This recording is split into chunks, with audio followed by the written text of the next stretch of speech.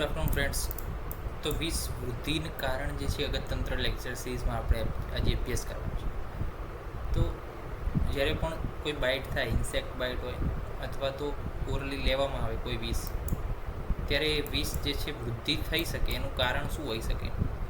તો કે જો માણસ ભૂખ્યો હોય, તરસ્યો હોય, અધર્મ કરતો હોય, દૌર્બલ્ય હોય, એના ક્રોધ, શોક, ભય અને શ્રમ પામેલો હોય માણસને અજીર્ણ હોય, વરચો દ્રવતા એટલે કે જેનું વરચો છે એટલે કે એની જે ફિકલ મટીરિયલ છે એ દ્રવ છે, તો એવી કન્ડિશનની અંદર વાત અને પિત્તની વૃદ્ધિ થયેલી જોવા મળે છે. તો આ બધાની અંદર જે છે વિષ વૃદ્ધિ થઈ શકે છે. બીજું કીધું છે કે ડ્યુ ટુ ઇન્ક્રીઝ ઓફ વાત અને પિત્ત તો ક્યાં થાય છે. બીજું કીધું છે કે તિલપુષ્પ ફલાગ્રહણમ એટલે કે due to inhale smell of the તિલપુષ્પ ઓર મદનફલ એટલે જે છે મદનફલ અને તિલપુષ્પને સૂંઘે તો પણ વિષની વૃદ્ધિ થઈ શકે.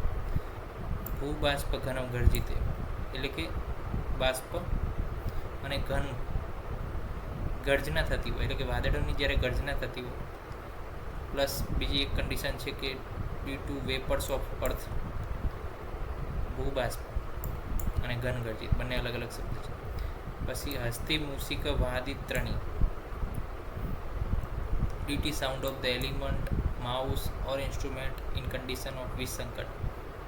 પછી કહે છે કે પૂર્વવાદ એટલે કે પૂર્વ દિશાની જે છે હવા છે એને ખાવાથી ઉત્પલા મોદ મદને વર્ધતે વિષમ, એનો મતલબ કે due to inhale smell of lotus ઉત્પલાદી એન્ડ પેલાનો મતલબ છે due to contact of sub which is are exciting એટલે કે કામોદ્દીપન થાય તો જે છે વિષની વૃદ્ધિ થઈ શકે છે.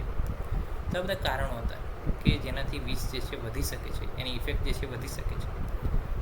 હવે વિષયુક્ત અન્ન વિશે વાત કરવી છે, તેના વિશે અભ્યાસ કરીશું નેક્સ્ટ લેક્ચરમાં. ત્યાં સુધી રજા આપશો. જય હિન્દ, જય ભારત, જય આયુર્વેદ, જય ધન્વંતરી. નમસ્કાર.